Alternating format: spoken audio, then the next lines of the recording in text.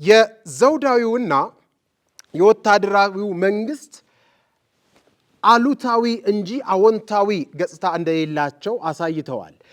የኢህአዴግና የብልጽግና መንግስት ደግሞ አሉታዊም አዎንታዊም አይነት አበርክቶ እንዳለው አሳይተውናል። ይህ ከሆነ በህግ ማውጣት፣ በህግ ማስፈጸም፣ በህግ መተርጎም፣ ሪሶርስን በማዘጋጀት ተቋማትን በማደራጀት ደረጃ በዚህ አግባብ አዎንታዊ ውጤት ካለው ወይንም አዎንታዊ ገጽታ ካለው እንዴት ለክርክር የዚህ ተግዳሮት ምንጭ መንግስት ነው ሊሉ ቻሉ?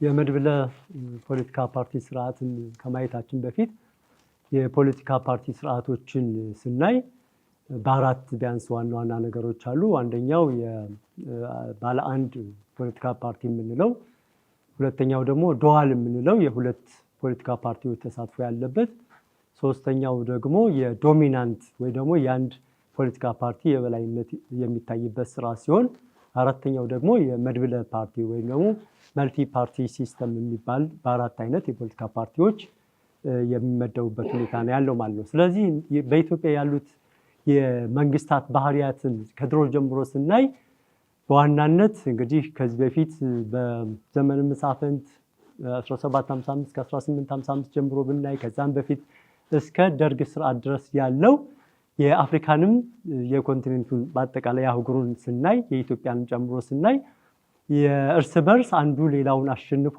ስልጣን የሚይዝበት ሁኔታ እንጂ ፖለቲካ ፓርቲዎች ህግ ስርዓት ተቀምጦለት የሚሳተፉበት ሁኔታ አልነበረም ማለት ነው። የአፄው ስርዓትን ወይም የኃይለ ሥላሴ ስርዓትን ብናይ እንዲሁ በተመሳሳይ ዘውዳዊ ስዩመ እግዚአብሔር ነው ተብሎ የሚታወቀው ማለት ነው። ስለዚህ ነበረ ማለት አይቻልም። ደርግም ደግሞ በተመሳሳይ በጦርነት ስልጣን የተያዘበት ሁኔታ ነው ያለው። በኋላ ግን የኢህአዴግ ስርዓት የምንለው እሱ በፈረንጅ 1991 ወይም በእኛ 83 ላይ ካሸነፈ በኋላ ብዙ የብሔር ተኮር የፖለቲካ ፓርቲዎች የተሳተፉበት በአብዛኛው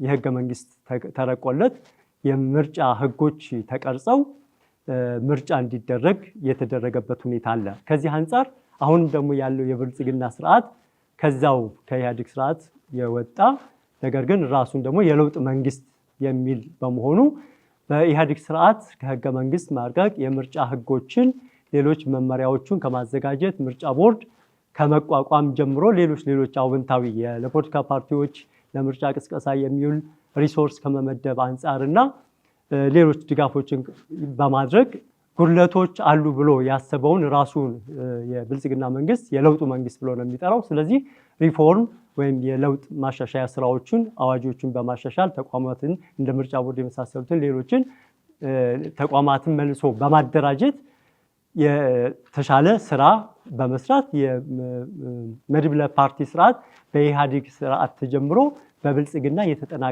የተጠናከረበት ሁኔታ አለ። ነገር ግን ይሄ ማለት ለመድብለ ፖለቲካ ፓርቲ ስርዓት በዋናነት በሚፈለገው ደረጃ ላይ አለ ማለት አይቻልም። እንደው የውስጣዊ ችግሩ እንዳለ ይሁን፣ ግን መንግስት ቁርጠኝነት አለው ብለው ያምናሉ? የመድብለ ፖለቲካ ፓርቲ ስርዓትን በሀገሪቱ ለማስረጽ ወይንም ደግሞ ለመተግበር አንዱ ጥያቄ ነው ይሄ። ሌላኛው የህግ የአፈጻጸም የሪሶርስስ በዛ ደረጃ ተሟልቷል ብለው ይገምታሉ እርሶ እሳቸው እንዳነሱት? እኔ እንግዲህ ለኢትዮጵያ መድብለ ፓርቲ ስርዓት አለማደግ ዋናው ፈተና የፓርቲዎች የውስጥ ችግር ነው የሚል እምነት አለኝ። እንግዲህ የኢትዮጵያ ፖለቲካ ፓርቲዎች እንዴት ተወለዱ እንዴት ተመሰረቱ ብለን ስንመለከት የኢትዮጵያ ፖለቲካ ፓርቲዎች ገዢ ፓርቲዎችን ጨምሮ ኢዲሞክራሲያዊ በሆነ ስርዓት ውስጥ በተለይ በ1960ዎቹ በኋላ ከአብዮቱ በኋላ የተመሰረቱ ናቸውና አብዛኛው የመንግስትን ስልጣን ለመያዝ የሚሞክሩት ወታደራዊ በሆነ መንገድ ነው። ለዚህ የኢትዮጵያ ፖለቲካ ፓርቲዎች ተወዳዳሪ ፖለቲካ ፓርቲዎች የዛው ታሪካዊ ሐሳብ ውስጥ የተወለዱ ስለሆኑ በሰላማዊ መንገድ የመንግስትን ስልጣን እንይዛለን የሚል እምነት የላቸውም። ከዚህ የተነሳ የተደራጀ የተቋም ብቃት የላቸውም። በግለሰቦች ጥላ ስር የተወለዱ ናቸው እነዚህ ፖለቲካ ፓርቲዎች። የግለሰብ ተጽዕኖ የሊቃን ተጽዕኖ የሚታይባቸው በተለይ የመስራቾቹ ሚና ጉልህ ሆኖ የሚታይበት መስራቾቹ ከፓርቲው ሲሰናበቱ ፓርቲው የሚከስምበት ወይም የሚሰነጠቅበት ወይም ወደ ሌላ ማህበር የሚቀየርበት ሁኔታዎች አሉ። ስለዚህ የግለሰቦች ድርጅቶች ናቸው ተብሎ ሊወሰዱ ይችላሉ። ስለዚህ ደካማ የሆነ ሚና አላቸው። በኢትዮጵያ ሚና ተጫውቷል። በኢትዮጵያ የዲሞክራሲ ስርዓት እድገት ውስጥ ሌላው የሚነሳው እንግዲህ አማራጭ ፖሊሲ ለህዝቡ ማቅረብ አለመቻል፣ የነሱ ክርክርና የመወዳደሪያ ጉዳዮች የመንግስትን ችግር ብቻ በማውላት የመንግስትን ስልጣን ለመቆናጠጥ ከሚያደርጉት እንቅስቃሴ ውጪ ለህዝቡ ይበጃል፣ ይጠቅማል፣ ይሄን ህዝብ ከድህነት ያወጣል፣ ከፖለቲካ የሰለጠነ ፖለቲካ ያመጣል የሚሉ ፖሊሲ አማራጮችን የዓለም አቀፍ ችግሮች ጎልቶ ይታያሉ። ለዚህ ከመጀመሪያ ከነፃ አውጪነት ወደ ፖለቲካ ፓርቲ ያደጉ እና ወታደራዊ መንገዶች እንደ አማራጭ ጎን ለጎን ማስኬድ የሚፈልጉ ሰፊ ማህበረሰብ ድጋፍ የሌላቸው እንወክላለን ከሚሉት ማህበረሰብ ጋር ያላቸው ግንኙነት በጣም ደካማ መሆኑ በኢትዮጵያ ፖለቲካ ውስጥ ሚና እንዳይኖራቸው ቢኖራቸው ሚናቸው ዝቅ ያለ መሆኑን ማየት እንችላለን። መንግስት ትልቁ ሚና አለበት የሚለው እሱ እንዳለ ሆኖ አሁን ሚናውን ባለመወጣቱ እንጂ እነዚህ የፖለቲካ ፓርቲዎች ፖሊሲ የላቸውም ማለት አይደለም። ስብስቡንም ብናይ የተማሩ በጣም አሉ የሚባሉ ሰዎች ቢሆኑም እንደ ፓርቲ ግን ህጋዊ መንገድ ተመዝግበው ድርጅት የፖለቲካ ፓርቲ ድርጅቶች ናቸው። የተሻለ አቅም ሊባል የሚችል አገሪቱ ላይ አሉ ከሚባሉት ምሁራን ስብስብ ያለበት ነው። ስለዚህ ፖሊሲ የላቸውም ለሚባለው ፖሊሲ አላቸው። ነገር ግን ፖሊሲ የመንግስት አማራጭ ያላቸው ትንሽ ጥቂት ናቸው። የተጻፈ ግልጽ ርዕዮተ ዓለም ግልጽ ፖሊሲ አማራጭ ያላቸው በጣም ጥቂቶች ናቸው ኢትዮጵያ ውስጥ። ደግሞ መረሳትም የሌለበት ይሄ የስልጣን ውድድር ይመስለኛል። ውድድር ነው። መንግስት የሚገባውን ነገር ሊያደርግ ይችላል፣ ግን በር ከፍቶ ኑ ስልጣን ውሰዱ ብሎ መሄድ አይችልም። ይሄ የመንግስት የስልጣን ፉክክር ስለሆነ እና በቸርነት የሚደረግ ጉዳይ አይደለም ፖለቲካ ስልጣን በተለይ ባደጉ ሀገራት ውስጥና ያ መረሳት የለበትም ነው። እንግዲህ እንደምናስታውሰው በኢትዮጵያ የፖለቲካ ፓርቲዎች ከአንድ ሰው ወይም ከሁለት ሰው ተጽዕኖ ውጭ ሆነው አያውቁም። ለምሳሌ መኢሶንን እና ኃይሌ ፊዳን ማንሳት እናነሳለን። ኢህአፓን ስናነሳ እነ ብርሃነ መስቀል ረዳን፣ ኢህአዴግን ስናነሳ ታውቃላችሁ ማን እንደምናነሳ። አሁን ስልጣን ላይ ያለውን ብልጽግና ስናነሳ ማን እንደምናነሳ ታውቃላችሁ። እዚህ ለማን ያጠናክራቸው?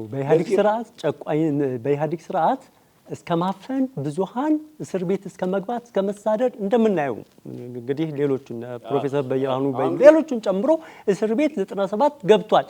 ከዛ ማን ያጠናክራቸው? መንግስት የሚናገሩትን በነፃ የመናገር ዋነኛው መነሻ የፖለቲካ ስርዓታችን አመሰራረቱ ነው። የፖለቲካ ፓርቲዎች አመሰራረት ሰላማዊ ትግልና ሌሎች ወታደራዊ መንገዶችን መንግስትን ባጭሩ ከስልጣን የማስወገጃ መንገድ ህጋዊ በሆነ አካሄድ የመሄድ ፍላጎት አላቸው። ያ ታይቷል። በአደባባይ ሰልፍ ህዝቡን ባልሆነ መንገድ በማንሳት ስልጣንን ለመያዝ እንግዲህ የዲሞክራሲ መንገዱ አስቸጋሪ ነው የሚታወቀው። በጣም ትዕግስት ይፈልጋል። በተለይ ቅድም ተባለው ምህዳሩ በሌለበት ወቅት የፖለቲካ ቁርጠኝነት ያስፈልጋል።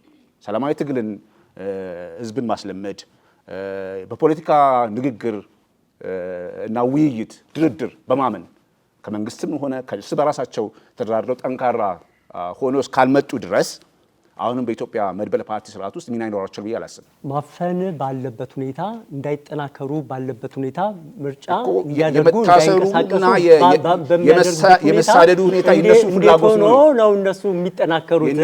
ምህዳሩን የማመቻቸት መንግስት ሙሉ ኃላፊነት አለ።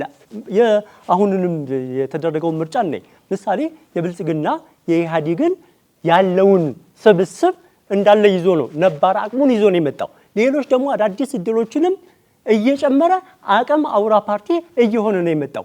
ስለዚህ መደላድሉን ማመቻቸት ያለበት መንግስት ነው። በተመሳሳይ ጊዜ የነበሩ ፖለቲካ ፓርቲዎችም አሉ። በ97 ሲወዳደሩ የነበሩ ሰዎች ተመሳሳይ ፊት ያላቸው ሰዎች አሁንም ፖለቲካ ፓርቲ ውስጥ አሉ። ኢህአዴግም ቀጥሏል ከተባለ ሚናውን የመንግስት ሚና